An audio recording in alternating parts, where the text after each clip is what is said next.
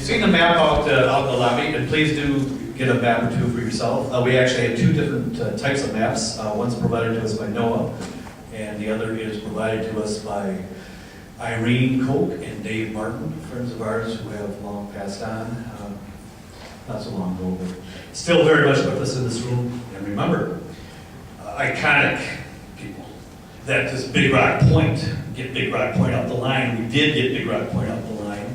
We got it out the line early, about 10 years early. And it was much to the efforts of people in this room. Victor was instrumental. Tip of the mid folks were. But I'm from Monroe, and we had a nuclear power plant in Monroe called the Fermi 1. It was a fast breeder reactor. And it was going to produce more energy. It's going to breed fuel that produced more energy than it consumed. Well, years later, as I went through the archives, what I learned was the purpose, the objective of the Fermi 1 was to produce weapons-grade plutonium. That was the purpose. Now, what the public was told was, oh, we're too cheap to meter, going to produce more energy, more fuel, abundant. So in 1966, there was a core meltdown, which was about 3 lines in the paper. At that time, a colleague of ours, a friend, Harvey Wasserman, was the editor of the Michigan Daily, and he watched the newswire. You know, that was his job. Nothing came through, nothing came through. And we didn't learn about it until 1975 when John G. Fuller wrote a book, chronicled it. We almost lost Detroit. So the industry was founded in secrecy, continues to be in secrecy. They look to separate, oh, that's a peaceful atom, this is a military atom, there's a wall between, there's no connection, but repeatedly we see the interconnectedness of nuclear weapons and nuclear power. In fact, one of the last things that President Ronald Reagan did when he left office in 1988 was to put in place an executive order 12686, which allowed for the commandeering of nuclear power plants, energy plants, by the military if there was a national interest, if there was a national emergency, this could be done. The production of tritium. Tritium is now a key component of modern nuclear weapons. Well, it gets generated in nuclear power plants. It gets you more bang for the buck because it's a high neutron. But this illusionary try to separate. So this conference is not a value neutral, as I've said last night. There's no value neutrality on anything. These are perspectives. These are underrepresented perspectives that are not heard by the officials. I mentioned last night that in the past 4 years, the Department of Energy has put forward $230 million towards essentially promotion and research and development, but PR, how to get the public to accept nuclear power. So this is a battle for history. This is a battle for the high ground. In my home community, they're now contemplating building a new nuclear power plant, and they've got to build it right on top of the Fermi 1, and they have to dismantle it. Now, there would be environmental harm, there would be an environmental impact statement, a finding of harm, if they did not create an official history of the Fermi 1. So they want to create an official recordation of Fermi 1, and according to the National Historical Act. And one problem, they didn't let the public have any input into what went into the history of the Fermi 1. So we are fighting a battle so that we can have that history presented, that indeed the objective was to produce weapons-grade plutonium, that indeed they did have a core meltdown and a number of problems. So it's a battle. This is a battle. Who's going to control history? Because whoever controls history is going to control the future. So this is the challenge for us, is to take back our history, to tell our different stories. First Nations, Native American folks could tell you a whole other history, their perspectives. The Bikini Island people, the Polynesian people can tell you a whole other history. These are histories we don't know. Noam Chomsky came to Bowling Green about 1985-86 and talked about, gave a lecture about, rarely is a society so indoctrinated that they believe what their government tells us. And he talked about the U.S. society is so indoctrinated, we don't even challenge the official word. Other nations, there's underground newspapers, they don't trust their governments. There's a way of getting other information. But here, he talks about we are indoctrinated. We are believing. So I would say challenge, and do your own digging. I'm not asking you to take everything here that we say as gospel. You go out and dig it out. You dig out your separate histories. You come to the conclusion. Be a methodologist unto yourself. So with that, there are so many people in this room that have so many things to bring forward. So with that, we're going to bring Angela back up. And Angela, I'd much like to thank for coming in and being our zookeeper moderator throughout the process. So Angela. Great, thanks. Any questions?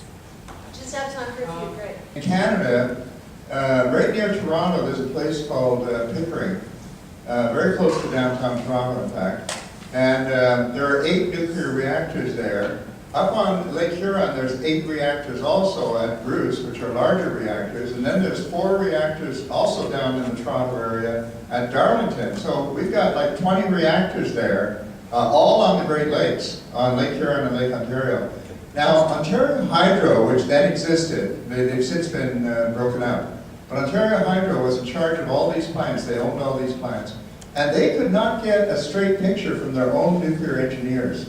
So they had to hire outside people. They went and hired a team of outside nuclear engineers to come to Canada and do a report card on their own nuclear reactors, because they could not get the straight story from their own engineers or from the regulatory agency.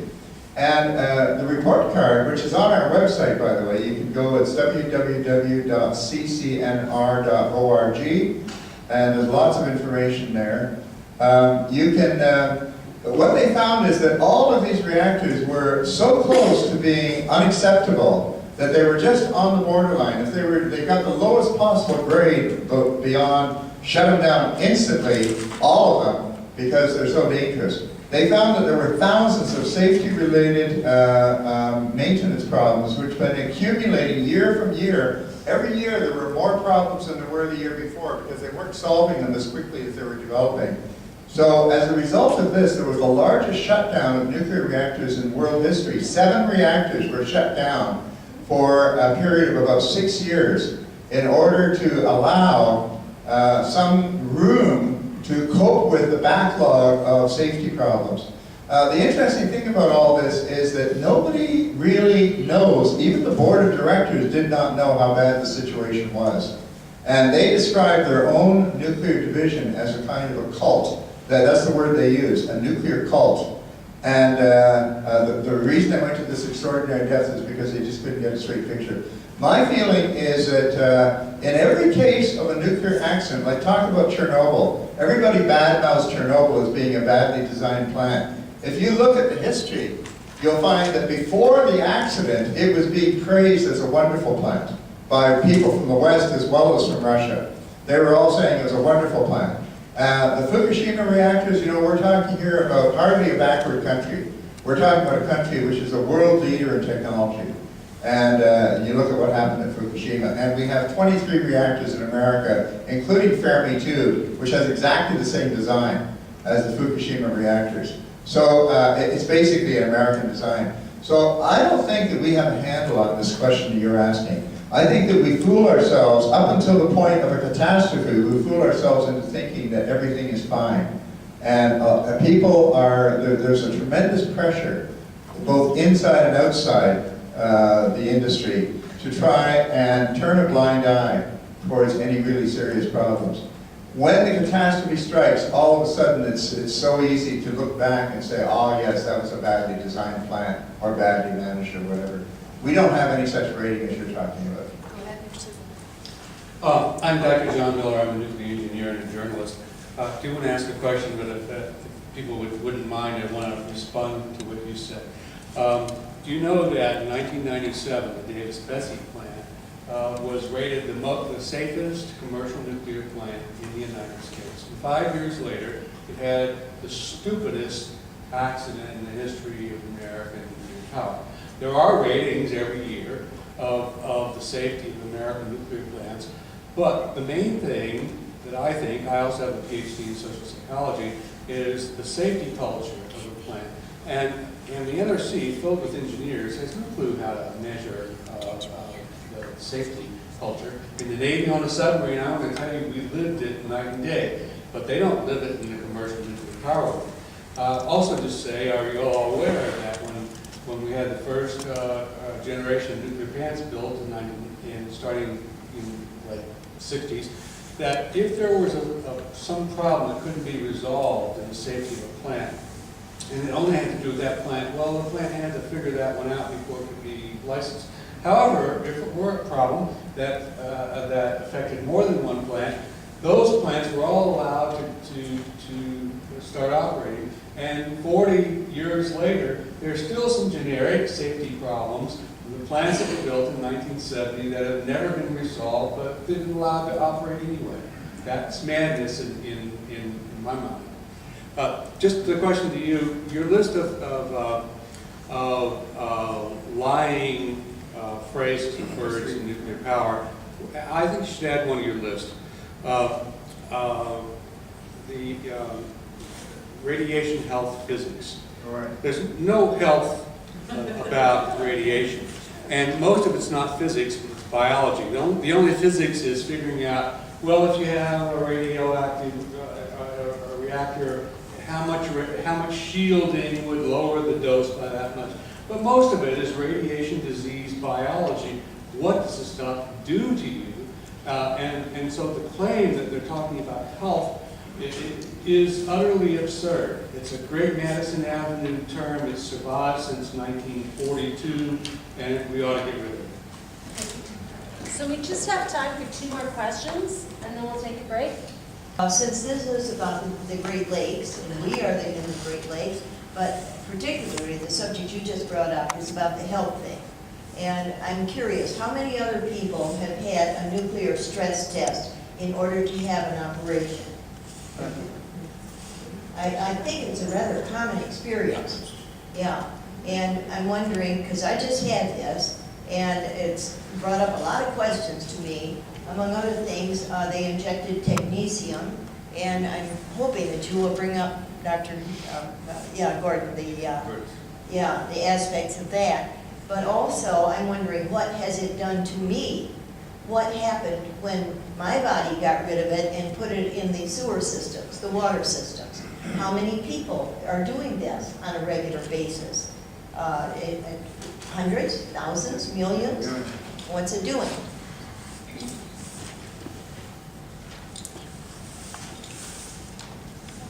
Well, my question would kind of feather right in with hers. I worked in the medical field for 50 years in radiation, and you were talking about nuke speed? Yes. Nuke speed. You're recommending that certain words not be used. What would you use instead of permissible dose and background levels of radiation? Because you have to talk about things. You can't just say, that we aren't going to use any words because, you used the word allowable. There is going to be radiation to the populace, and again, you're talking about technetium, which is like a 16-hour half-life, and it's dumped out, so 90% of it's gone in like 3 days or 2 days, which is why you have to keep your appointment and you get charged, because the nuclear, the efficiency of that technetium is gone within just a few hours. So I just wanted some address on how we do talk about it if we can't use regular words that you say are. Well, I'm not trying to be dogmatic about this. I'm just trying to say we should be sensitive to how our perceptions are being colored. I think we should say a legislative limit or a legislative, level of radiation exposure. The idea is that these levels are not safe levels. They're not permissible levels. They are maximum levels that are permitted under law. Even the International Committee for Radiation Protection says that to even come close to those permissible levels is not permissible. You really should keep way below that. So I think it sends the wrong message. That's all I'm saying. And you could call it a legislative limit, or a legislative maximum, or something of that sort. But those are arbitrary levels. They're not really levels which are based on any sound science, in fact. Somebody draws the line and says that's what we're going to allow. Okay. Now, with regard to technetium-99m, although you're right, technetium-99m has a half-life of 6 hours, and so when it's injected into a patient, the measurable gamma radiation disappears after a couple of days. However, technetium-99m decays directly into technetium-99, which has a 210,000-year half-life. And most people in nuclear medicine don't even know that. They think that it's gone, and the only reason they think it's gone is because they can no longer measure the gamma rays, because technetium-99 gives off no gamma rays. It's a total beta emitter. But that beta radiation inside the body is not harmless. And in fact, technetium-99 is considered one of the most problematic isotopes in terms of the long-term disposal of radioactive waste. Check the literature of it. And you'll find that technetium-99 is one of the problematic You're isotopes. talking about in the body, you're talking about it being picked up at some in a water source. Well, we don't know how much of it actually stays in the body, in fact, because they just measure how much the gamma radiation declines. They don't really measure how much of it is truly excreted. So how much of it stays in the body and how much of it goes into the environment, of course, 210,000 years is going to be in the environment for sure. But all I'm saying here is that there's still, even at the professional level, there's often a surprising amount of ignorance as to what actually happens, because they only focus on what they want for their particular diagnostic purposes. They say, our job is just to do this, and we don't really care too much about what happens afterwards. And I think that's the attitude where we have to change that attitude. Because nothing really disappears unless it's totally destroyed somehow. Well, Doctor, you're not saying that they're urinating out part of the material, and then the other part is being like somehow grabbed up by cells inside the kidney, or is that what you're? Yeah, I think so. It could well be, sure. But there is a the whole point about technetium-99m is that it's so easily combined with other compounds, as you well know. That's the whole purpose of it. That happens inside the body as well as outside the body. Anyway, I'd just like to say something about the Great Lakes in terms of the steam generators that was mentioned earlier from Bruce. This is a Canadian company. Each one of these steam generators weighs 100 tons, and they have what they call low-level contamination. But in fact, inside the steam generators, there's quite a lot of plutonium and other very dangerous materials. Because there have been prevented from sending it to Sweden through the Great Lakes, thanks to public outcry on both sides of the border, they're now thinking of possibly bringing it to Lake Erie. They're now possibly thinking about sending these same steam generators to the New Green plant. And in fact, New Green itself, do people know about the New Green plant? We'll learn about it later. Okay, so I just want you to know that that steam generator issue is something which may be coming to a community near you. And you should be aware of it. I had a cardiolite stress test with technetium-99. A few years go by and my cardiologist wants to repeat that, only I've become a little bit educated. And I have a discussion with him about that test, and we arrived at a conclusion that instead of that test, he'll do up a echocardiogram treadmill stress test, and it'll answer the question. So you don't necessarily have to have that. And I educated this cardiologist, even though I am not expert on any of this stuff, and it goes to the issue that he is deficient. This is a high-level guy. Yeah. The whole medical profession is deficient on this because of the same ignorance and the same newspeak, and it's been kept out of their education. You're absolutely And his understanding about radioactive issues goes to flawed research done 5 years after the bombs were dropped. And that's all he's got. And that's gamma rays, that's external stuff, that's not internal radiation. Great, thank you. Okay, so. I know the very moment when health physics was created because I talked to Carl Morgan about it. Yeah. And health physics was created precisely to keep the medical profession out of the radiation field. And that's why health physics was created as part of the nuclear industry, and it has worked. It has meant that most physicians do not get adequate training in medical school about the health effects of radiation. And so they, like in the case of doctors and pharmaceutical companies, they're often too reliant on their suppliers in terms of getting information which is only partial and misleading information about the properties of these materials they're using.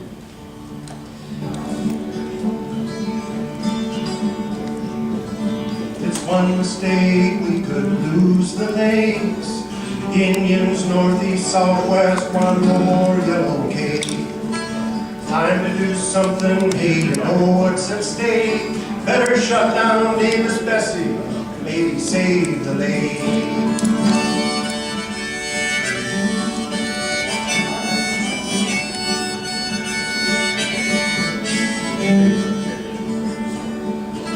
Saving it all for the kids ain't fair. They'll have to deal with it forever, someplace, somewhere.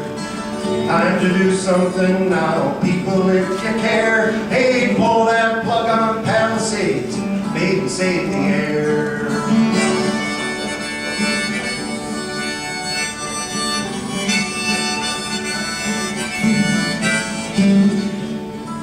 Some people still standing up for their land. The corporate states, they push plutonium to beat the band.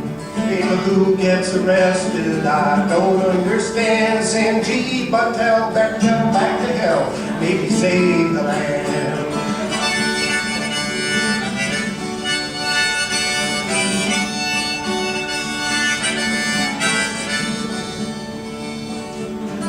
They ain't giving up trying to get something for free, even if it means destroying their own company.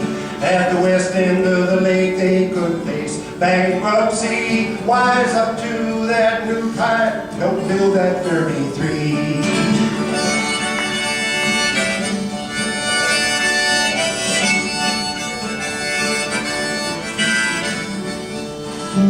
It's one mistake we could lose the lakes. Hey, how many more warnings will it take? Time to do something, hey, you know what's at stake. Catch the sun, wind, save the waters, keep the kids their lands and lakes. Catch the sun, wind, save the waters, keep the kids their lands and lakes.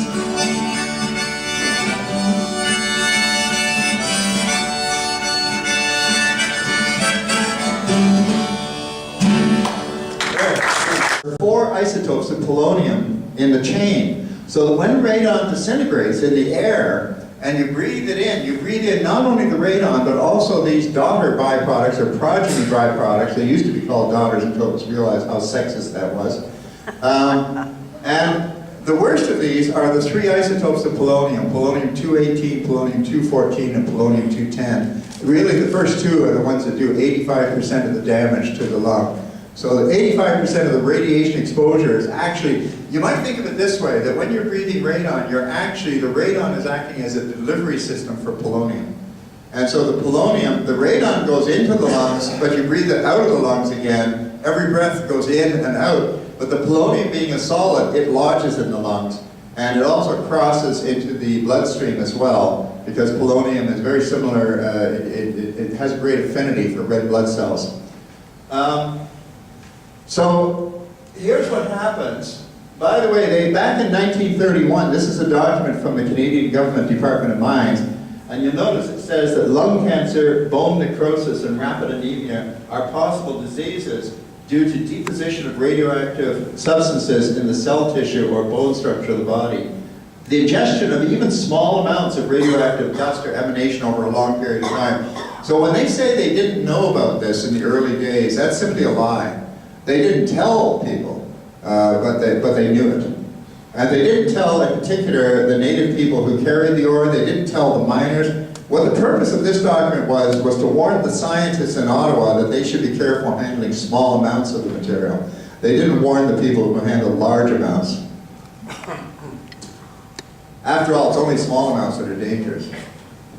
Now, this is a wall of 70 million tons. Well, this wall is 30 feet high, and behind the wall there's an entire lake of the same material. It's radioactive sand left over from uranium mining in the Elliott Lake region of Ontario. This particular deposit is called the Stanrock Tailings Pile. It contains about 70 million tons of uranium tailings, and it contains all the leftovers of uranium mining. By the way, this particular uranium mining, all of it went into weapons, all of it went into nuclear weapons. And that's the material that's left behind. And here's what happens. You see, uranium-238 is the most abundant isotope of uranium. And when it disintegrates, it turns into all those other things in a regular sequence. So there's the radium that I was talking about that killed the dial painters. There's the radon that killed all the underground miners. And according to the EPA, 20 to 30,000 Americans per year are dying right now as a result of breathing radon in their homes. And here is the polonium isotopes that I talked about, including the polonium-210, which was what killed Alexander Litvinenko. And all of those things are left behind when you mine uranium, because it's only, and the one that's most important here is thorium-230, and I'll tell you why. Not because it's the most dangerous, but because it's the most long-lived. It has a half-life of almost 80,000 years. So when you take the uranium away, all of that is left behind. Now, because the thorium-230 has a half-life of 80,000 years, it means that the other things like radium and radon and polonium are continually being replenished. So that if you go 10,000 years back to the mine site, there will be just as much radium and polonium and radon gas being given off as there is today. Why? Because although they have shorter half-lives and therefore they disintegrate more rapidly, they're always being replenished by the disintegration of thorium-230. So thorium-230 is like a fountainhead of all the other poisonous materials. Again, that number, 85%, it turns out that 85% of the radioactivity is in the tailings, in the leftovers. Now, in Canada, we didn't know these facts originally. Like all of us, we were misled. And it wasn't until the bomb program ended, that the military contracts dried up, that Canadians first began to learn about the dangers of these, and that's where my organization, the Canadian Coalition for Nuclear Responsibility, was quite prominent in bringing these questions to public attention. As a result of our work, people are now much better informed, and they simply don't want to mine uranium anymore. So in the province of British Columbia, they have a permanent ban on uranium mining, a permanent moratorium. And also in the province of Nova Scotia, they had a permanent moratorium dating back to the 1980s, which has now been enacted into law. So that it is now illegal in the province of Nova Scotia, not only to mine, but even to explore for uranium. And if somebody is exploring for another mineral and comes across uranium, they have to stop. They can't continue. Because by penetrating the ore body, you're creating pathways for this dangerous radioactive material, the most dangerous stuff on Earth, to get to the surface.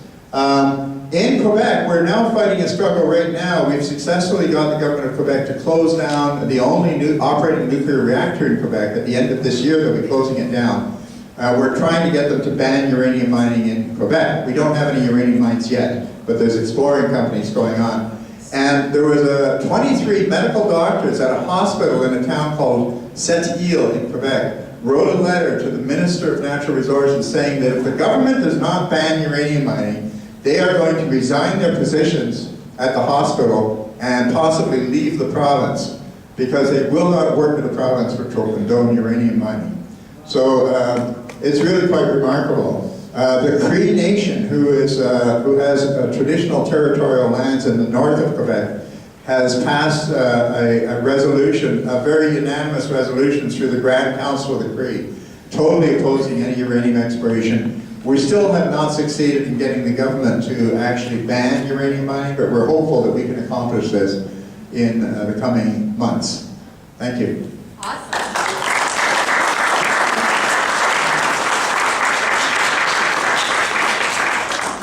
Hello everybody, my name is Kevin Camps and I work at Beyond Nuclear, and my title is Radioactive Waste Watchdog. So I don't often talk about uranium mining, but I am today. And Gordon covered a lot of ground and had slides, both of which I am thankful for. And I just wanted to read a quote that I actually found on Gordon's website that I found very powerful, a couple actually. So this is an attorney in Ontario named Andy Orkin, who represented the indigenous people of Great Bear Lake.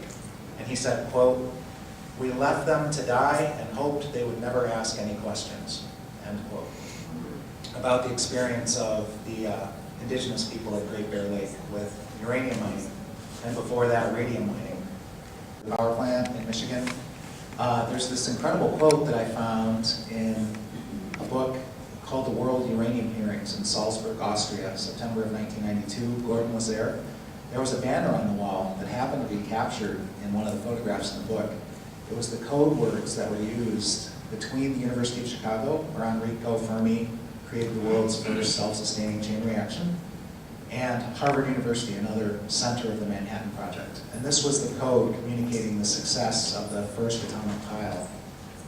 "The Italian navigator has landed in the New World." That was from Chicago. Harvard's response was, "And how did he find the natives?" And Chicago's response was, "Friendly." So when the first self-sustaining chain reaction was created, a part of the Manhattan Project to incinerate Hiroshima and Nagasaki, this was the kind of language that was used. Just the irony, given the impacts on indigenous peoples. And another irony of all that history is that some of the first downwinders in the world were downwind of the Alamogordo blast at the Trinity site in New Mexico, which included the Mescalero Apache Indian Reservation, but also white, very likely Mormon ranchers. So it's not, that they're only exploiting people of color, indigenous peoples. It's also other low-use segments of the population, which was language used by the Atomic Energy Commission. Low-use segments? Low-use segment of the population. That was language used by the U.S. Atomic Energy Commission downwind of the Nevada test site when the explosions out there started in 1951.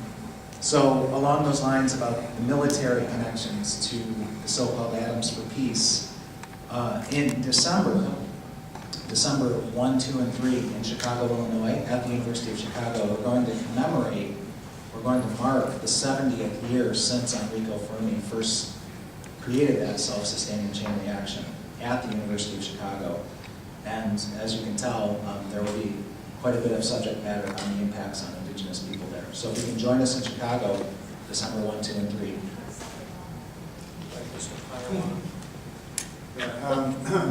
I think your comments about the military and the civilian are very crucial as well. When India exploded its first atomic bomb in 1974, using plutonium from a peaceful research reactor given to them as a gift by the Canadian government, and the plutonium separation technology was given by the American government to the Indians, and then everybody acted surprised when they put the two together and got the plutonium and exploded their bomb. They called the bomb Smiling Buddha. And they also said, "Why are you so excited? This is not a bomb. This is a peaceful nuclear explosive."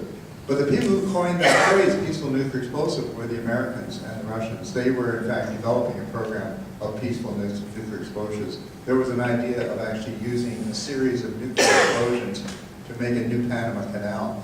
So, this idea of peaceful nuclear explosions is even written into the wording of the Non-Proliferation Treaty. You can read about it yourself. But I'd like to say just a word about this enrichment, because this is a technical matter that many people do not understand. There's two types of percentages when you talk about uranium. You can talk about the grade of uranium, which is the percentage of uranium metal in the rock. And that's not the same thing at all as enrichment. So like if you have a high grade of uranium ore, that doesn't mean it's any more weapons usable than low grade uranium. It doesn't mean that at all.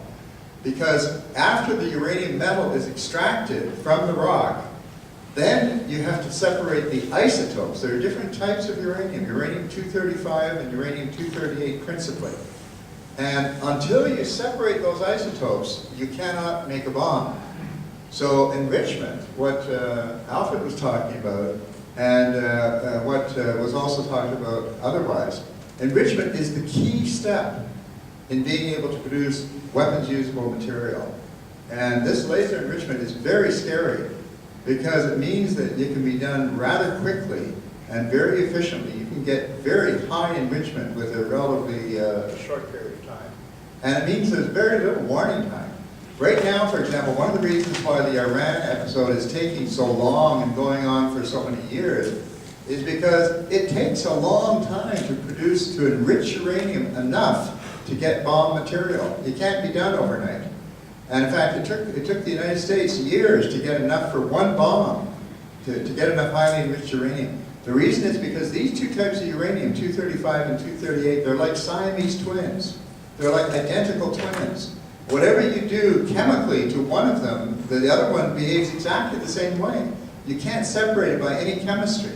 So it's only through physical means, which generally tend to be very slow and very gradual, that you can get this enrichment happening. That's why these plants are so huge and why they take so long.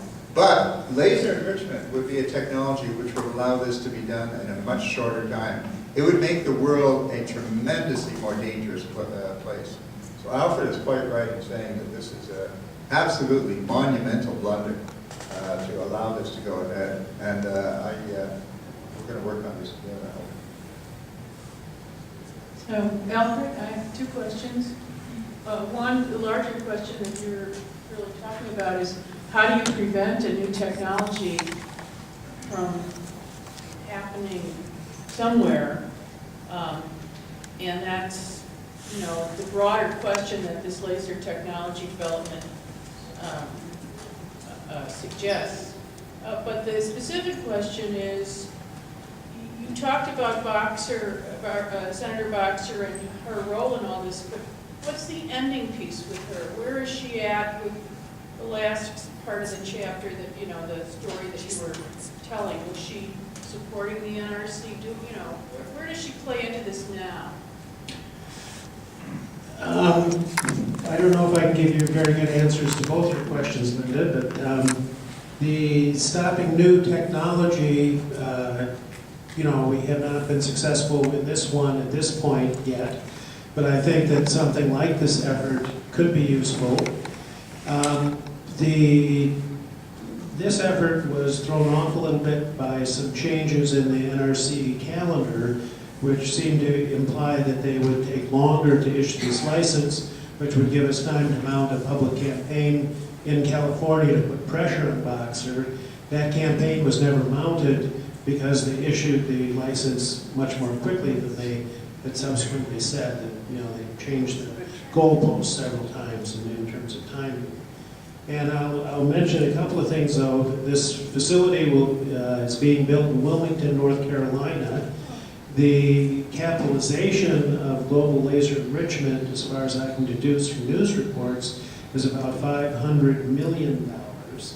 And the facility that they're building in Wilmington, North Carolina, is supposed to be a $1 billion facility. So we're talking about, a major economic endeavor.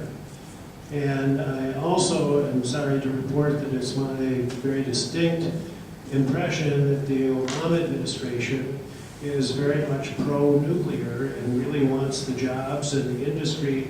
When the Manhattan Project was created in complete secrecy in 1942, it led to this creation of an industry the same size as the then U.S. automobile industry. So this is a vast undertaking. All these facilities are large, they take a lot of materials, a lot of equipment, and so it's a big industry, and I think we're up against, that aspect of it too. So we really didn't get much response from Boxer, one way or the other. Great, thank you. I'd like to, I hope this isn't too complicated a question. I'd like to refer people to the Ohio Anti-Nuclear Committee's fact sheet on enrichment facilities. And, okay, you can follow me. I read where the enrichment plant in Paducah, Kentucky, is the largest single user of electricity in the United States. Okay, so an enrichment, if I understand right, depends on the uranium ore grade level. The lower the grade ore, the more enrichment? Somebody shaking their head, no? No. Right? Okay, wait a minute. So, my ultimate question is, does anybody have a handle on where we're at in proven uranium reserves? You know, we've heard of peak oil, we've heard of peak coal, and I've read different things about uranium. I think the last I read was 50-year supply, something like that, of proven reserves. I assume this is high-grade ore, but... It doesn't make any difference at all. The uranium is uranium. Wherever it's mined, whatever the grade is, it makes absolutely no difference. By the time the uranium gets to the enrichment plant, it's all the same. And in the uranium, no matter, you see, the grade simply says how many pounds of uranium there is per ton of rock. That's all the grade says. So if there's like 2 pounds per ton of rock, that's a certain grade. If there's 5 pounds per ton of rock, that's a higher grade. But the uranium is exactly the same. When it comes to the enrichment plant, it turns out that only 7 atoms out of every 1,000 are uranium-235. The other 997 atoms are, 993 atoms are uranium-238. And that's true all over the world, wherever the uranium is mined. What the enrichment plant does is it tries to very, very painstakingly screen out the uranium-238 in order to increase the percentage of U-235. And so the only way you can enrich the uranium to make a higher percentage of uranium-235 is to throw away tons of uranium-238. And that throwaway uranium, that's called depleted uranium. And what you end up with is gradually enriched to a higher and higher degree. Enrichment means has nothing to do with the grade. It just has to do with what the percentage of uranium-235 is compared with U-238. And that's very hard to do. That's not an easy thing. Canada has no capability to enrich uranium, and most countries do not. And by the way, what Iran is doing is totally legal under the existing laws, international and so on. Under the Non-Proliferation Treaty, what they're doing is totally legal. But everybody is nervous because they know that if they do this legal thing of building an enrichment plant and running it for a long time, they can make weapons-grade uranium if they want. And making a bomb from weapons-grade uranium is dead easy. It's much, much easier than making a bomb from plutonium attack. Could I just say a few words about Paducah? And so Paducah, as Alfred and Gordon were saying, Paducah, Kentucky, Portsmouth, Ohio, some of the largest buildings on Earth to do uranium enrichment. For a time, a lot of that uranium being enriched was going into the U.S. nuclear weapons arsenal, and then later into the U.S. nuclear power industry for reactor fuel. And at Paducah, Kentucky, as well as at Portsmouth, Ohio, each of those uranium enrichment facilities, the process is called gaseous diffusion, very energy intensive. And the figure was that 1% of U.S. electricity consumption was taking place at those two facilities to enrich uranium. And each of those two facilities had 2 full-scale coal plants attached to them. So 2,000 megawatts electric of coal at Paducah, 2,000 megawatts electric of coal at Portsmouth to run this very energy-intensive process. And,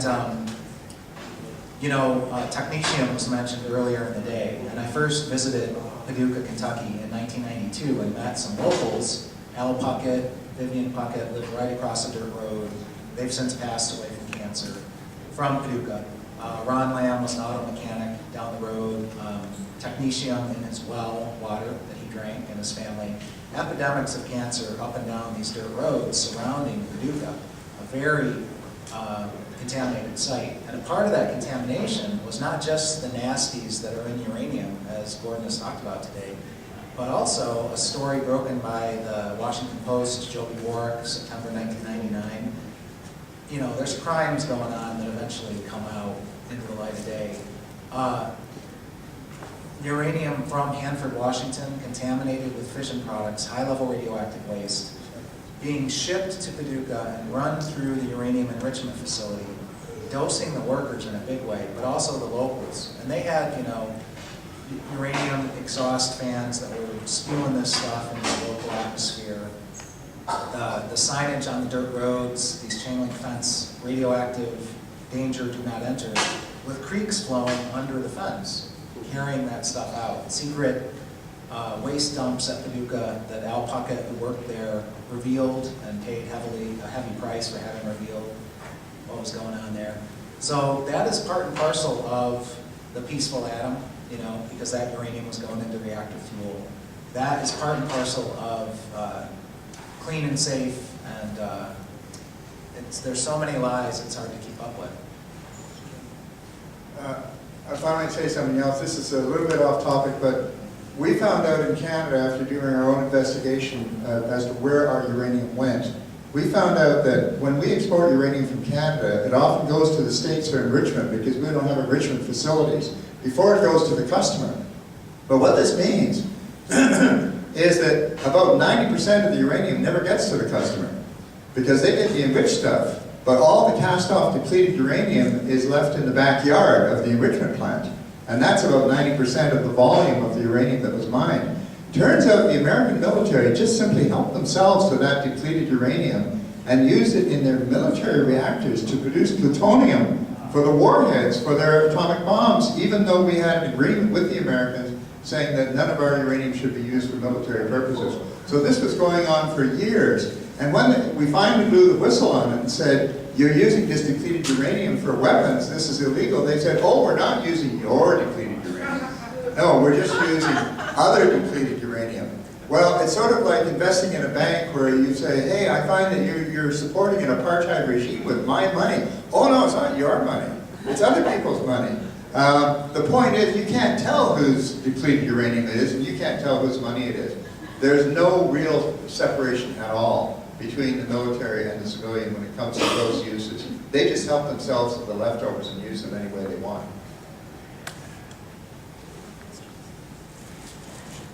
Yes. I have a question about the radioactivity in the Great Lakes, given all the radio, the different sites, the waste sites, and the long history.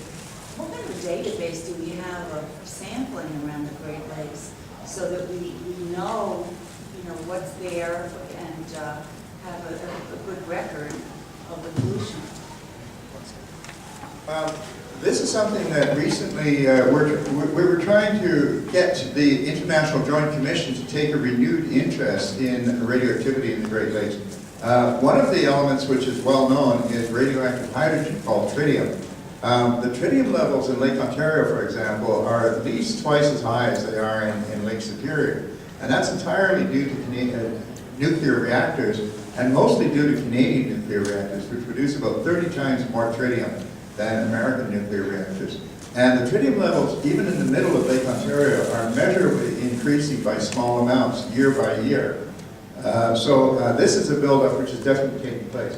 There's known to be sediments, spots of plutonium contamination from the West Valley operation on Lake Erie near Buffalo that have gone into Lake Ontario. There's other things that are coming down the Ottawa River from waste sites in Chalk River. I mentioned Chalk River Nuclear Laboratories. This is a very heavily contaminated site. I recently wrote something about this. You can read about on the website for the Canadian Coalition for Nuclear Responsibility. Once again, is www.ccnr.org. And if you go into the essays and answers section, which is hot linked, you can read about Chalk River. It's an absolute nightmare, Chalk River. They have 18 tanks of liquid high-level waste, some of which are leaking. They have contaminated soil. They even have, in the Ottawa River, they have broken pieces of irradiated fuel rods, which are just lying in the bottom of the Ottawa River. And these are containing all the fission products. You can't leave those there. They are leaving them there. Anyway, That's unbelievable. well, it's maybe unbelievable, but it's true. It's something we've just discovered fairly recently, but it's true. Anyway, all I'm saying is that you're absolutely right. There should be a lot of pressure put on responsible people to get good monitoring going on, not only monitoring of the lake, but monitoring of all the contributors to pollution to the lake. And at one time, this was being done by a committee of the International Joint Commission, but now it's not. I was just going to mention that the IJC back in the 1990s had 3 reports planned. One was a radionuclide inventory of the Great Lakes, which they did complete. That was bomb test fallout and other sources, the nuclear power industry. The second report was bioconcentration, bioaccumulation in the flora and fauna of the Great Lakes region. And Rosalie Bertel played a big role in making these reports happen. She was on the nuclear task force of the International Joint Commission. The third report was never carried out, to my knowledge, and that was the health impacts of the radioactivity in the Great Lakes and in the food chain. So that never got done. And the vagaries of politics, I mean, that was the Clinton years, at least on the US side, and now we have the Obama years.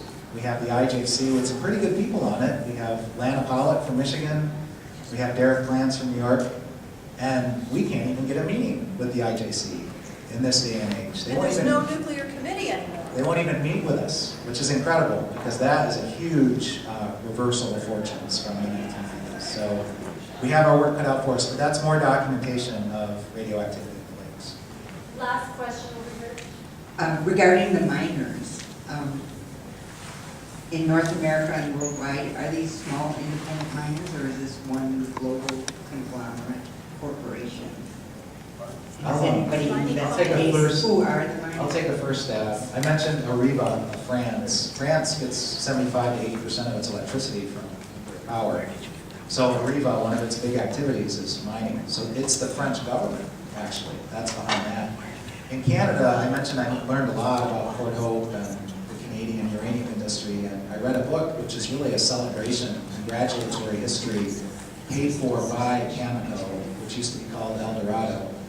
Gordon can tell you a lot more than I can, but Cameco stands for Canadian Mining Corporation, something like that. It was shortened to Cameco. It was a merger of El Dorado, this private company, which really was based largely... And it merged with the Saskatchewan Province Ministry of Mining, which is where a lot of the uranium is coming out of. So there's a lot of government involvement in these companies. So Cameco is still, as was mentioned, another connection I wanted to mention about Cameco being a co-owner of the uranium enrichment by laser technology. General Electric Hitachi, in addition to being a part of that conglomerate there, is also the reactor vendor for the proposed Fermi 3 new reactor in Monroe, Michigan. So there's a lot of connections going on, from the mining to the enrichment to the reactor technology, all rolled into one, turnkey projects.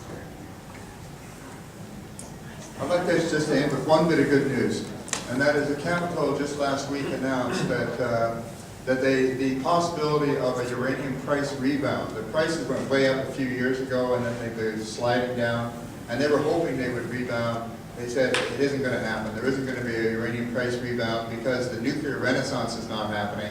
And in fact, they said that they anticipate that nuclear growth will be moderate at best, and that it will be mainly based in Asia. So this is good news on several fronts. It means that the economic incentives for new uranium mines and for uranium exploration project, as well as for new reactors, all of these incentives are now downturning, which is good. I always like to name names, so I thought, since I've got a list of all the uranium, I just run down some of the companies. Rio Alco? Rio Alco. Yeah, okay. I'm just going to read some of the names for the working uranium mines.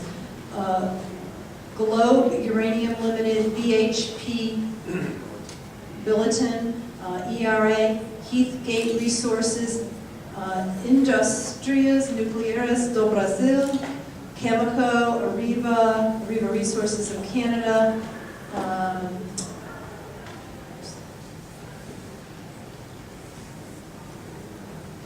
UCIL in India. In Germany it was Wismut GmbH, Rio Tinto, Palladian Energy, Areva ONAREM.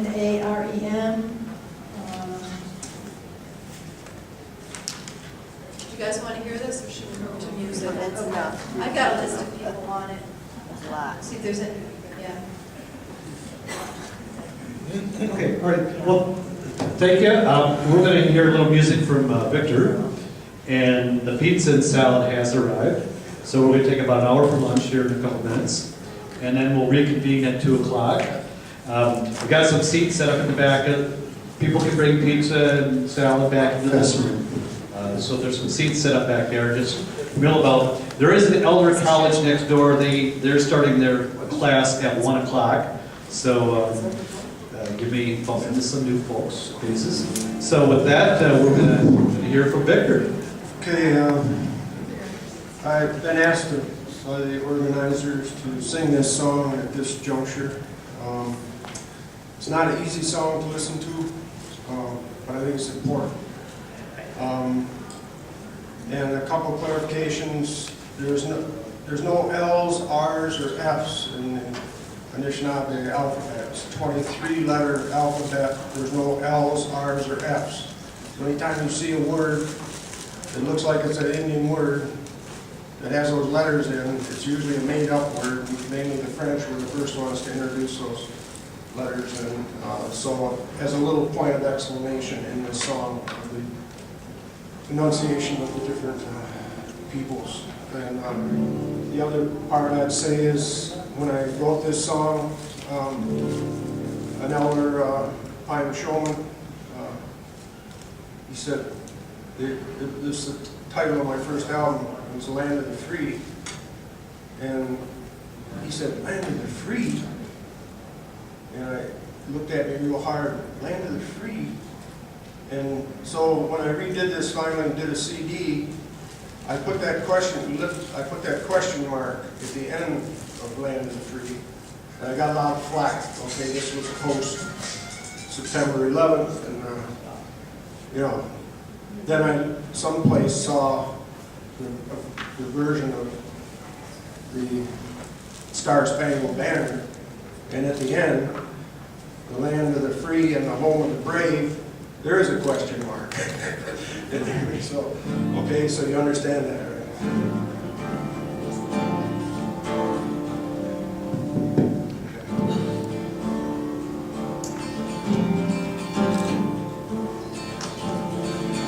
Whatever happened to the Sokoke, Penobscot, Delaware, Susquehanna, Iroquois, Minnesota? When no Mohawk, Erie, Muncie, Miami, the Shawnee, Maumee, the Illinois. Well, they kept moving west or got put to a test. They got burned by pale strangers' treaties, while their human rights all soon disappeared when this became the land of the free.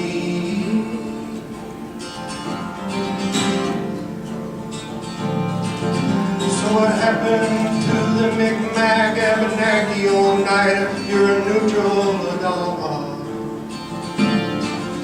The Mascoutin, Kickapoo, Potawatomi, Menominee, the Sac, Fox, Ojibwa.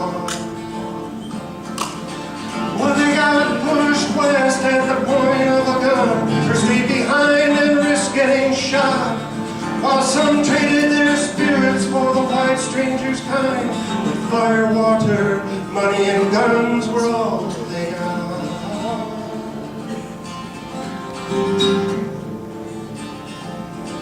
So what happened to the Catawba, Seminole, Chickasaw, Muskogee, Cherokee?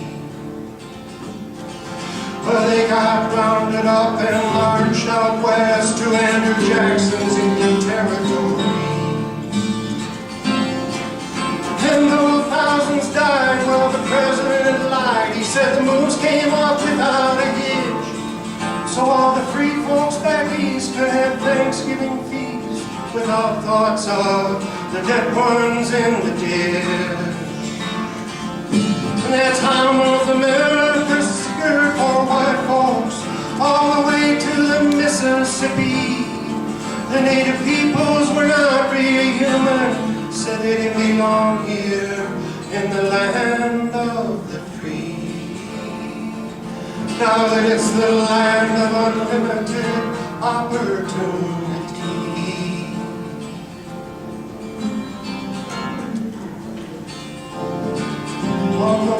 side of the great river. Hey, this story gets ugly and bad. Wipe them all with germ warfare and cavalry. Kill so many without feeling too sad. Rendered them savage, heathen, pagan barbarians, themselves civilized Christians, righteous and proud. It's manifest destiny for the land of the free. Oh, by the way, there's no Indians allowed.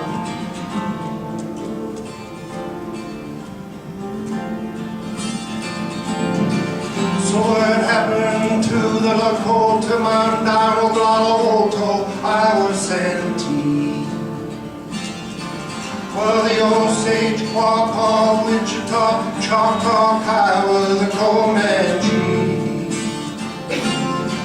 Well, the Nez, British, Shoshone, Blackfoot, Cree, and Crow, Mescalero, Piute, Cheyenne, the Arapaho. They got rubbed out, those history books leave no doubt, so that freedom could have a new land to grow.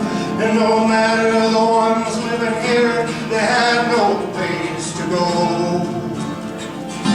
And then it was onward American soldiers closing in from the Pacific coast with those blazing guns of freedom, leaving behind lots of Indian ghosts. That's how some stranger treated their home.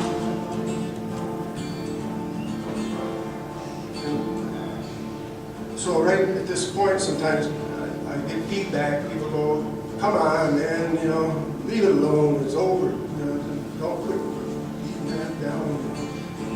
And then I tell people, listen to this part here. Today it's down in the sacred Four Corners land, where the old ones hold out in the hill.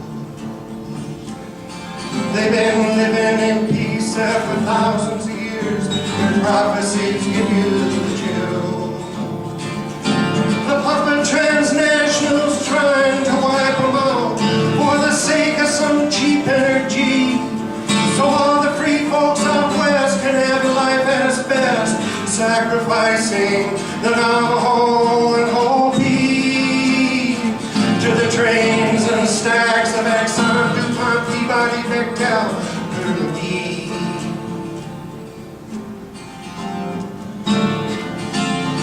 But now it seems right here in the land of the free, something that never was learned. It's the difference between freedom and license, what we want and need, thank Marlon Stoner. But they say that we can still turn it around if we struggle for all that we're worth. Because what was once lost can always be found, and it's our way back to the good mother. And finding room in our heart for the great mysteries rebirth. And the old ones say that we can still turn it around if we struggle for all that we're worth. Because what was once lost can always be found. It's our way back to the good mother. And finding a room in our heart for the great mystery rebirth.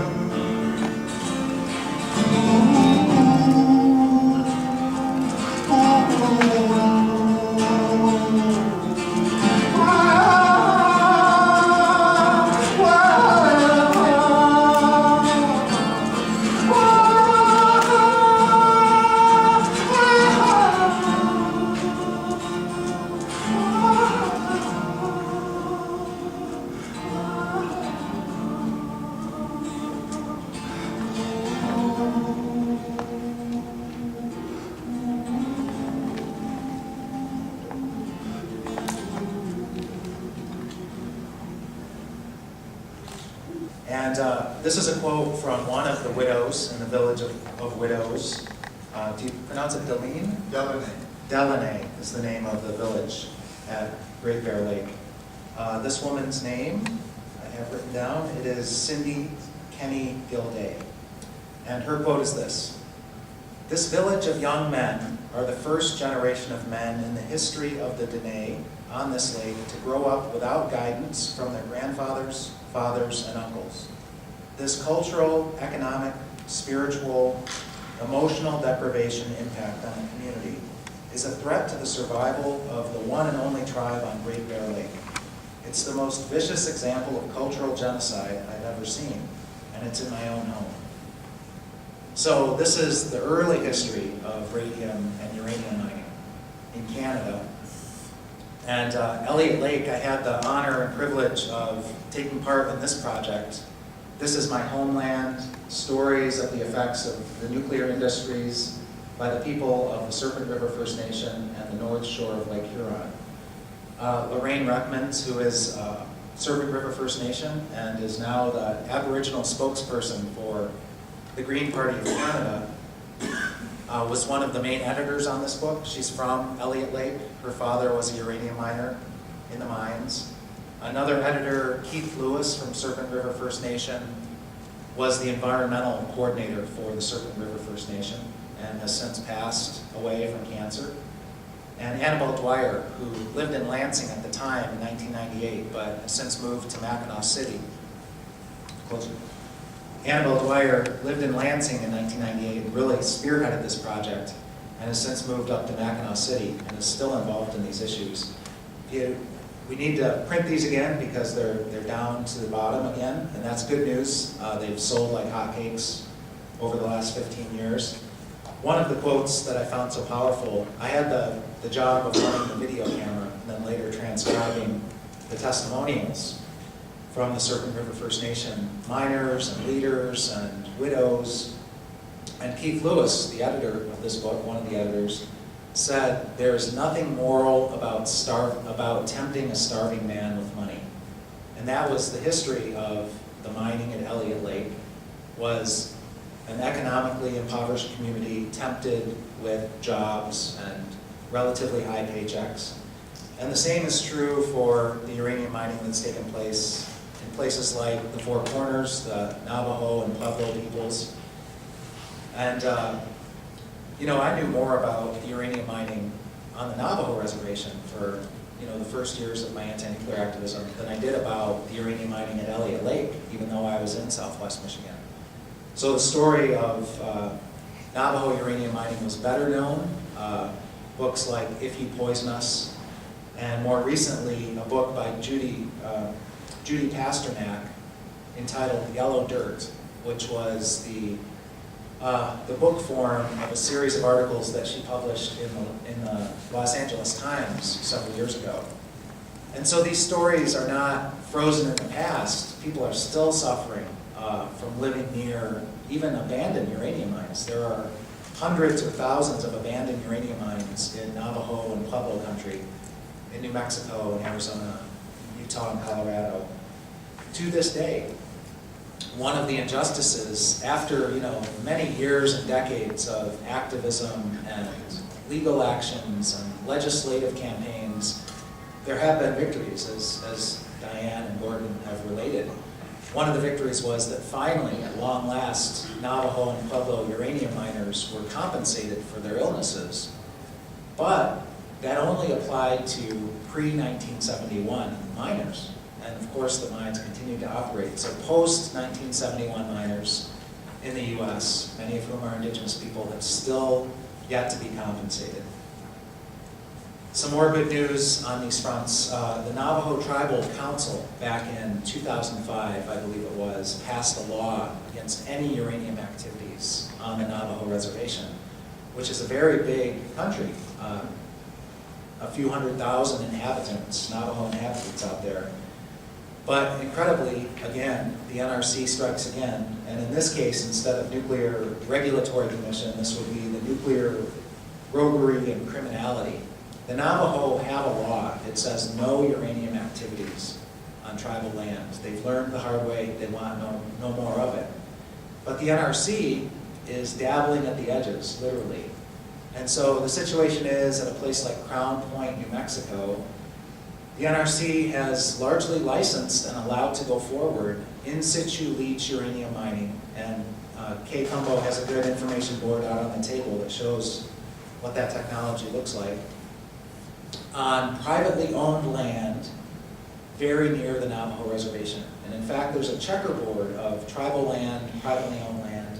It was one of these US government programs that was nipping at the edges of reservations to try to get rid of them, privatizing land. They may be Navajo families, but they are private landowners. And Hydro Resources Incorporated, HRI, doesn't need that much land to do in situ leach uranium mining. So yet again, they have tempted a starving man with money, and that's not moral. And they've gotten some Navajo families who are private landowners to say yes, and away we go. Attempting to mine uranium in Navajo country in the year 2012. And there are great groups fighting it. Eastern Navajo, Dene Against Uranium Mining is one. Natural Resources Defense Council, Jeff Fettis, who is their nuclear attorney in Washington, D.C. As you know, I was at a meeting where Jeff and you might have been there as well. A number of us were meeting with then Commissioner Greg Yasko, who later became NRC Chairman Greg Yasko. He no longer is, but Jeff said, hey, look, if you keep behaving this way on in situ leach uranium mining with your regulations, we're going to have to sue you. And Commissioner Yasko just about fell out of his chair. And Jeff Fettis has made the same threats to the Environmental Protection Agency. And it's because they are trying to let this go forward and harm people's health. So I wanted to mention that the Upper Peninsula of Michigan is also being targeted for uranium mining. This is unprecedented. It's a part of the grand scheme by industry to mine what's called metallic sulfide mining for precious rare metals, but uranium is up there as well. So the fight is on. There were some great gatherings over several years in Marquette, Michigan, near a sacred Ojibwe spot called Eagle Rock, which was the sign to the Ojibwe, like the Keweenaw Bay Indian community, on their long migration from the far northeast of the St. Lawrence River, that this was where they were supposed to settle down and live forevermore. Eagle Rock. It's being targeted for metallic sulfide mining. There's other places, not near the rock, into the rock, incredibly. And there's other places being targeted for uranium mining. And these gatherings were a gathering of people across the Great Lakes again, like today, including folks from Wisconsin, indigenous people, non-Indians who stopped metallic sulfide mining in Wisconsin. So great networks across the Great Lakes making things happen. And just very briefly, I wanted to mention a couple other sites. Blind River is up here in this Elliott Lake uranium mining complex. Blind River's right there. This is a uranium processing facility.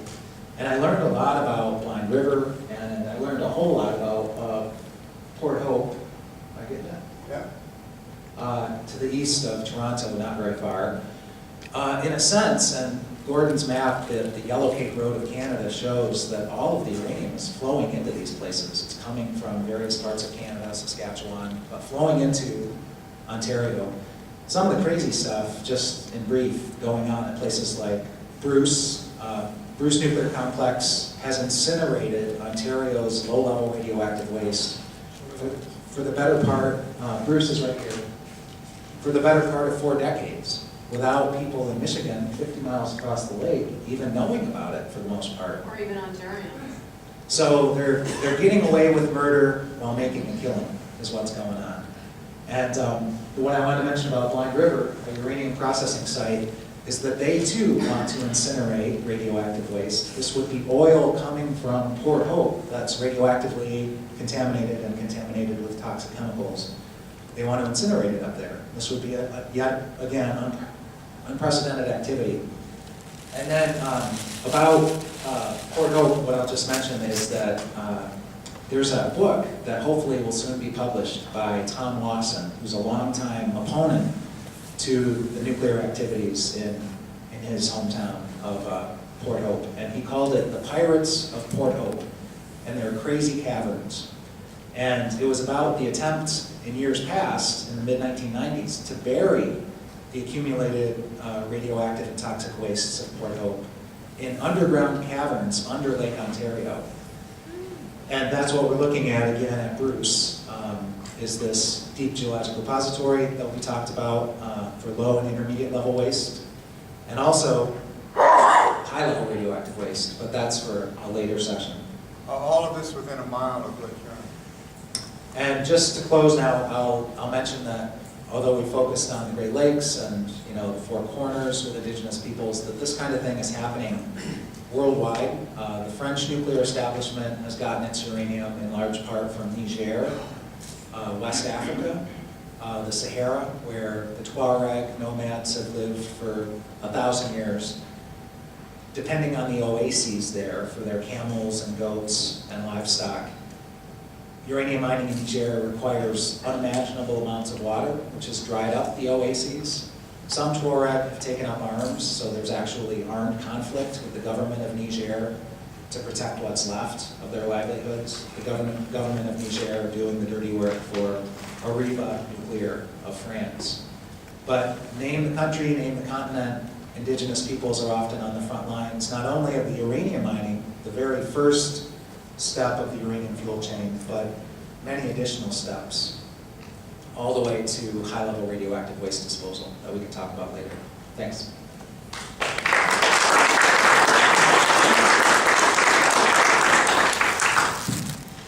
So it's a good place. What I was going to start with was actually reading the list of countries where there are working uranium mines. Argentina, Australia, Brazil, Canada, China, Czech Republic, France, Germany, India, Iraq, Malawi, Namibia, Niger,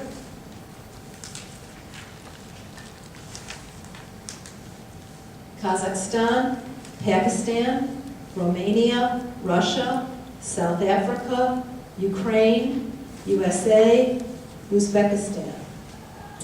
And the planned uranium mines are in Canada, Australia, USA, Kazakhstan, Argentina, Russia, India, Iran, and Argentina. And prospective, I guess that's a little more beyond, but they've actually got the companies and the amounts of the grade of the ore they think they're going to get. Australia, oh, and we should mention the walk away from uranium, that the people in Australia have been marching across the continent to oppose the uranium mining and bring it to the attention of the officials in Perth. So the prospective mines, Australia, Belgium, Brazil, Pakistan, Canada.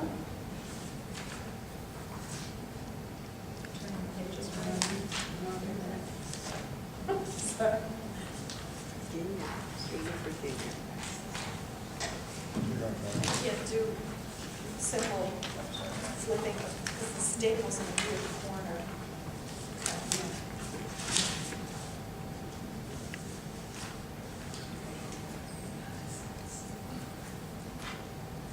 Let's see, Canada, Australia, Gabon, Dominican, but they've already done it in Congo, we know that. Oh, Congo's good. East Germany, Argentina, West Germany. So I'm going to start in on the list of the closed mines. Yeah, okay, so the rest of the perspectives. Canada, let's see, Kazakhstan, China, Algeria, and Argentina. And then the closed mines are in Slovenia, Czech Republic, Canada, Australia, Gabon, Democratic Republic of the Congo, East Germany, West Germany, and Argentina. And I just want to say a bit about the Congo ore, which the Congo was taken over by Belgium. The Belgian Congo ore is some of the hottest ore in the country.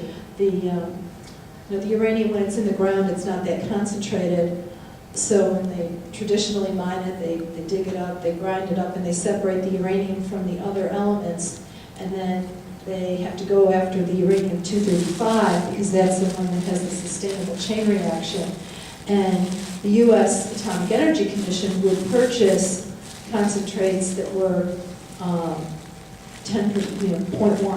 10% or less, 0.7%. The stuff from the Congo was in the range of, I'm going to have this right, it's something like, I don't remember the number, it's like 67%. Wow. Yeah, 67, and so it's orders of magnitude more concentrated than the other ores in the world. And this stuff came to the US and it's been to a few different facilities, and it's everywhere that it's been, it's left a trail. It's buried, actually, some of it in the ground in Lewiston, New York, which is up on the map, along the Niagara River. And it's also in St. Louis, and now it's been buried down in Texas over the Ogallala. It's been in Fernald, Ohio. It's one of the places where it was processed. And of course, it was to make weapons. So the uranium mines and mills are all over the place. And one of the things in the US that I will mention is that the mills, where they do this grinding up of the uranium, the regulations for what to do with the tailings are much more lax than the regulations for so-called low-level waste that's further down the fuel chain, which is allowed to go into unlined soil ditches that are monitored for 100 years. So there's less regulatory control over the mill tailings. And one of the clever tricks that had, in the search for new low-level waste dumps in the country, one of the clever tricks that was attempted was to bring the waste to old mill sites or mining sites and dump it there. And not only that, but and they didn't get away with that, but then in Utah, south of Moab, White Mesa, Utah, there is a mill, and actually we're bringing in waste from after it had been through the nuclear power reactors back there to be milled, allegedly to mill out the uranium, and then the waste, which had all the fission products in it because it had already been through nuclear power reactors, they were allowing that to go into these mill tailing piles. So we've talked about the danger and the longevity. I'm telling you the regulatory controls are much, much less. They just leave the tailings. Then they were allowing that to happen with all the fission products that resulted after the fuel chain. So I think that's still a threat at White Mesa, and I know that White Mesa has plans to expand further, and this is, of course, a native land, native workers, many. The mines and mills in Washington, Colorado, Utah are three of the places where this low-level waste, so-called low-level waste, was threatened to be disposed. And I wanted to mention a little further down the uranium fuel chain is after you get the uranium out of the mill and then it's converted into a gas, and then those gases are separated to concentrate the uranium-235. This is a place where I think the nuke speak comes in because they call that enriching the uranium. So the uranium-235, it gets more concentrated. It is enriched when it's ready for the power reactors or the weapons reactors. And I try to say now that it's more concentrated because enriched has a connotation of being positive, and it's really just more concentrated, and it's actually worse. But then what you've got left over is the so-called depleted uranium, which is all those other uraniums. So the 235s are all in the quote enriched or concentrated, and all that's left is the 234s and the 239s and the 238s and all the other uraniums that were there and are just as deadly, just as long lasting. They have different decay chains, but they're all horrible, and yet this is considered depleted uranium, and as many people know, we've heard that they're used now in commercial enterprises and in weapons, to both make weapons and to make the shielding on weapons, so that shielding on vehicles that personnel are in, so that when these get hit, the worst way that you can be exposed to this uranium is, of course, to have it be inhaled. And so when they get hit or they're exploded, then it's released into the air. And as we talked about, it's long, long lasting. So we're talking about pretty much of a permanent contamination. We're talking about people being both military personnel and communities. So we've basically been sending nuclear weapons into nuclear materials into all the places in the most recent wars that we've had. That those have had depleted uranium, they've had uranium weapons is what people call them. So I think that's really, the other thing that I've just occurred to me when I was hearing people talking about in situ leachate mining, which you're going to talk about some? Okay, well in situ leachate mining, they inject the chemicals into the ground. dissolve the uranium and pull it out and leave the chemicals there, and then make computer models to show that it's okay for the groundwater. And it sounds to me, I don't know a lot about fracking, but it sounds to me like this is just uranium fracking, really. So in our fights against fracking, I think we could help people understand that we're fracking for uranium as well in the nuclear power fight. That last point, and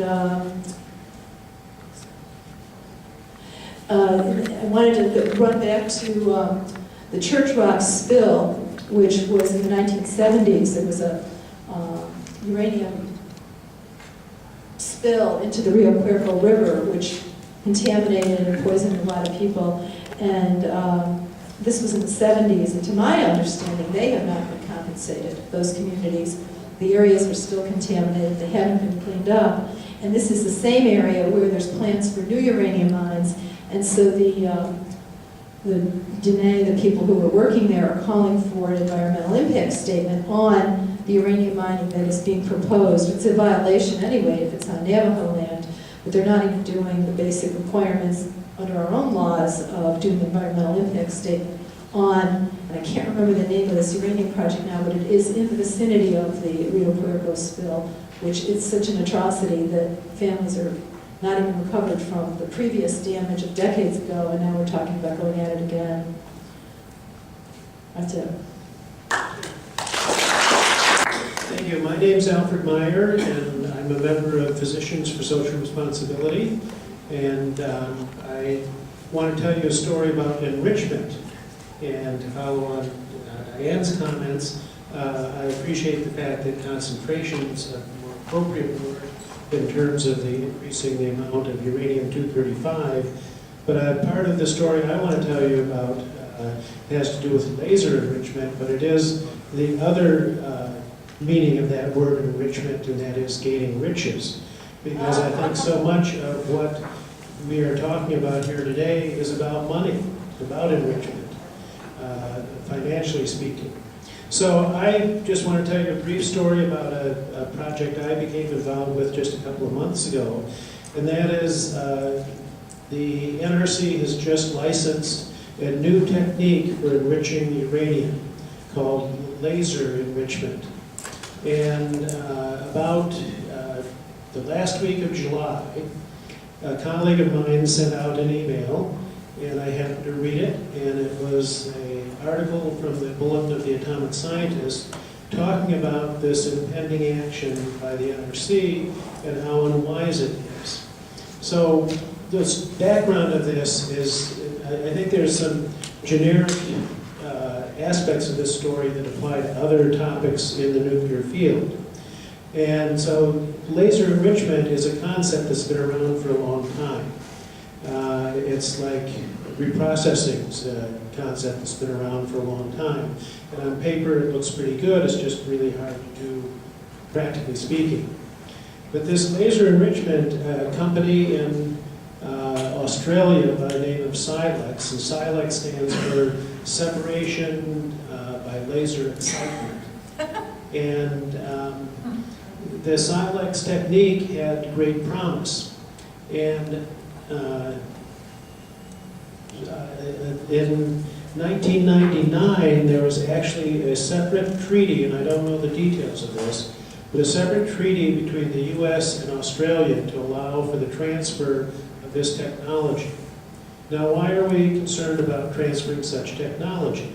I would draw your attention to the country of Iran, where almost daily in the newspaper you read about the worries of uranium enrichment, because the enrichment process that could take you to fuel rods is the same process that can take you to bomb material. So there was a special treaty crafted, and I don't know the background of this. Like I say, I just got into this whole topic just a few weeks ago, a couple of months ago, I guess. But then a new company was formed called Global Laser Enrichment. And this is owned 51% by General Electric, 25% by Hitachi Nuclear, and 24% by Cameco, the Canadian company, which is the largest uranium miner. or providers, seller. And on their website, they were touting how this new technique would be kind of the package deal. Not only could they sell you the uranium, but they could sell you the technique to enrich it. And this enrichment technique is of great concern to a number of people because it is, number one, a much smaller facility is needed. Some of the largest buildings ever built on the face of the earth were built for uranium enrichment. And if you're trying to track these things with the satellite observation, having a big building makes it easier to see, right? If it's something that you could do, say, in your garage, it's a lot more difficult to track. The other big concern is that this technique is very much more efficient and that it has higher production rates. So in 2009, Global Laser Enrichment applied to the NRC for a license. And there were three things happened shortly after this started.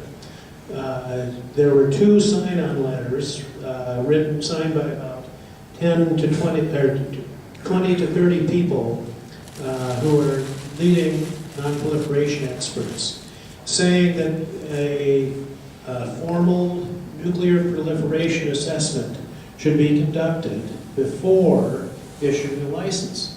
That this is potentially a game changer in terms of creating these nuclear materials. Should we really carefully, in a thorough way, consider what this might mean?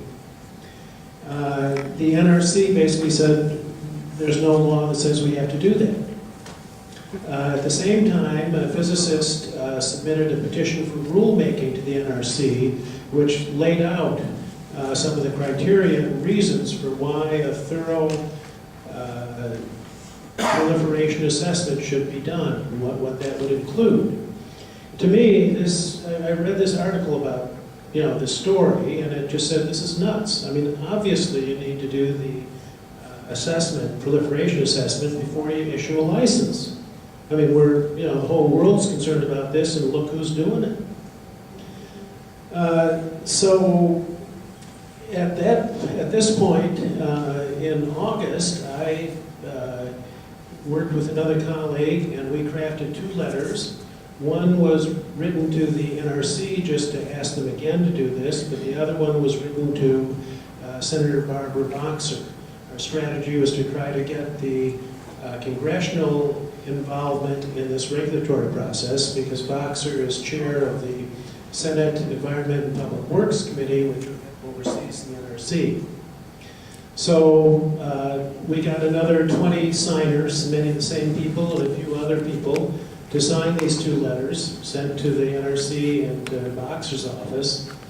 And the NRC has formally acknowledged receipt of this letter and has said that they will answer it.